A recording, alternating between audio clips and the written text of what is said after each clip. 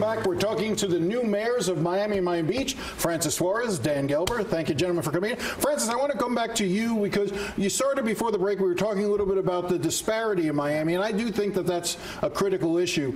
And we're seeing a lot of growth, new neighborhoods coming up, new developments. But at the other end of the spectrum is you're forcing a lot of people out. And these jobs that are being created, are they going to folks in the community? How do we enrich the lives of everyone in the city? Because you have some major poverty in your city as well. Yeah, and as Dan was saying, you know, this is a wonderful time in the city of Miami as well with Basel, and certainly you have neighborhoods like Wynwood in the Design District and even Little River that are growing and continue to grow in downtown, and Coconut Grove is experiencing a renaissance.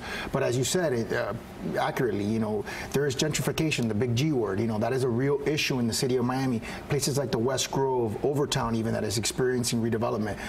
There are areas that, you know, we sold a piece of dirt in downtown, 1 acre for $125 million was sold in the private sector. So it's becoming incredibly expensive to live in the city of Miami, and I think we have to tackle that head on. I mean, obviously on the expense side, like I talked about, with continuing to build affordable housing. We just passed the Miami Forever bond, which dedicates $100 million to affordable housing. Obviously in transportation, I put forth the SMART plan, the Strategic Miami Area Rapid Transit Plan, that would expand transit with 6 transit lines to cover the county comprehensively, to try to deal with transportation costs and gridlock in our How do you make African Americans who live in the West Grove, who live in Overtown, feel as if this isn't a city that it leaves them behind? Let me tell you, one of the things that we're looking at is potentially expanding the Omni CRA to cover the West Grove, so we can do some redevelopment there, try to do rehabs rather than allow the private sector to simply buy and destroy and build up those communities. I think we have to do what we can as a government, and understanding that government can't solve every problem, but do what we can to try to preserve historic neighborhoods like the West Grove, like Overtown, like Liberty City. And it's very difficult to do, but we've got to be as creative as we can, and I have some great commissioners that are helping me do that. Dan, I know one of the issues that you're going to deal with, your predecessor was all about sea level rise and putting forward a plan. Correct me if I'm wrong, but the impression I tend to get is that you aren't in necessarily full agreement with the path that Levine was on, and you want to sort of reassess where the money is being spent? What I want to do is I want to make sure we're getting it right and not just getting it done. And the truth of the matter is, when you do something like what we're doing, which is we're changing our entire pumping system from gravitational to pumped.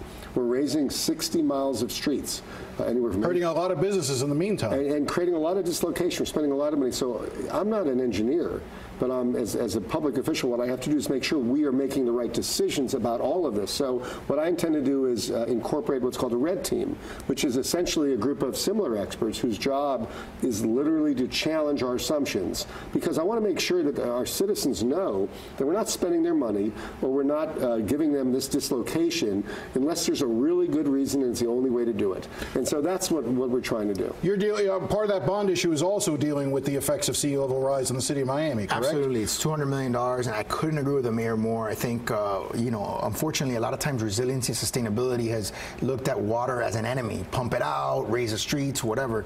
And I think we have to start looking at water as an asset, making it part of our urban landscape, and trying to engineer ways where water is not seen as something villainous. It's something that we can deal with. We understand that we have all kinds of climatic events, not just sea level rise, but we have king tide flooding. We have annual rainfall that exceeds our projections. We've got a variety of, you know, when you have hurricanes, you have storm surge that, in the case of Brickell and downtown, had 4 blocks flooded after Hurricane Irma. So we're dealing with a collective set of climatic events, and we have to do it proactively, but also, as the mayor said, we have to do it in a forward-thinking way that preserves our natural assets like our bay. We also need to do it in a way that is transparent and also gives the public confidence that the money won't be mismanaged. Yeah, so how do we deal with the city of Miami Beach has had in recent years issues with corruption, money just disappearing, money missing? What do you do to restore public confidence that the money is going to be well spent? Well, first of all, I have a lot of faith in our city government on Miami Beach, and I think they have a wonderful government in the city of Miami. But what we're doing is we're implementing an inspector general, an independent watchdog. Doesn't report to the mayor or commission, doesn't report to the city manager, and we're going to implement a staff of people whose job is going to make sure that there's not waste, fraud, or abuse. And if there are things, we know about it and we correct it. And that's how I think the public will understand in our city. We've had a couple of these incidences that we embrace that kind of mature governance because we want to get it right. Inspector General for the City of Miami, maybe? Yeah, we have something similar. It's not exactly the same. It's an independent auditor general. It was a charter-approved, created office. There have been some firings in the past with that office. We have, and we've had to fix it, and we've had to make it more independent. And actually, lately, the current one that we have has done a phenomenal job. But what I want to propose for the oversight for the bond is a citizens-based oversight board. We want to make sure that our citizens are involved in the day-to-day expenditures, and in addition to the experts that need to be brought to bear to make sure that we spend the money properly. I want to talk to you both about there's a lot of fun being mayor. You get to go to the parties, all the rest of it. There's some headaches. I would imagine probably the worst moment each of you will face, and it's almost certain each of you will face it at some point, is a phone call about a police shooting, whether a police officer was shot or a police officer shot someone, in which questions are being raised.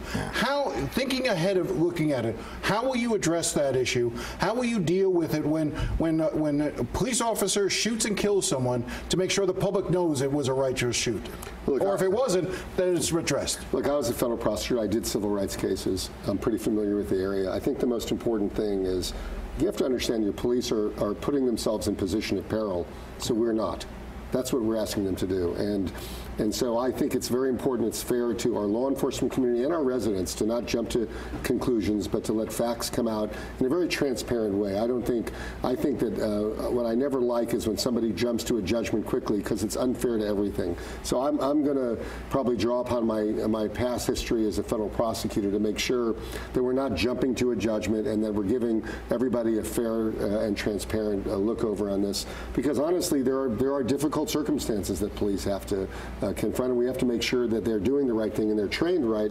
We also have to make sure that they're treated very fairly, as is the public. Francis, this has been an issue. It's been an issue in Miami Beach. It's been an issue historically in Miami. And certainly I agree with everything the mayor said, but we've had our challenges. Definitely we had a year where we had 7 officer-involved shootings. We had a Justice Department investigation. We had to fire our police chief. I mean, I had to cast a deciding vote to do that. It was a 3-2 vote, very contentious 22-hour hearing. And I think ultimately, we had to continue to have a robust citizens investigation panel, which is something that we have in the city of Miami, also charter created. And I think the second part is it starts with leadership. I'm going to have an opportunity before selecting the manager, before the manager takes office, to potentially, talk to him or discuss with him who the next police chief is going to be. And I think leadership is a very, very big part of setting the right culture. We can't have a culture where we're saying we're going to fight violence with violence.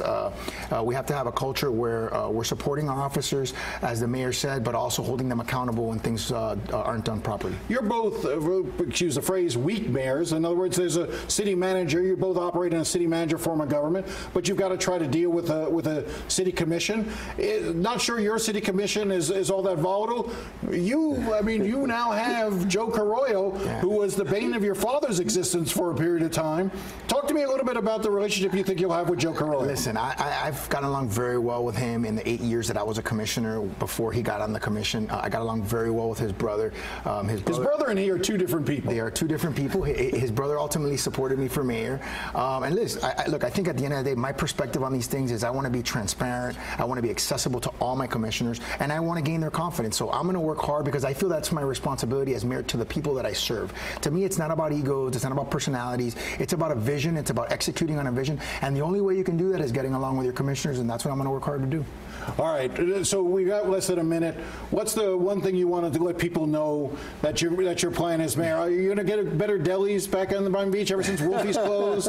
What are you going to get? What kind of food are you going to get over in the Miami? We're going to fix Ocean Drive. Going to fix Ocean Drive? We are going to fix Ocean Drive. I didn't even ask about that. Yeah. It's going to be fixed. It's unacceptable the way it is. It's not who we are as a city. There's some good purveyors out there, and there's some ones that are not. We're going to do it with law enforcement, with zone enforcement. We're going to fix that road. All right, and where you go when you guys meet to have a conference? What restaurant? Is it Joe's or is it somewhere else? He gets to choose first. No. Listen, I'm very blessed to have you guys can meet on the Causeway. That's right. All right. Thank you very much, gentlemen. Thank you for coming in. All right, when we come back, how has the Me Too movement shaped political ads in a way that we've never seen before as we head into the year of the female candidate in 2018?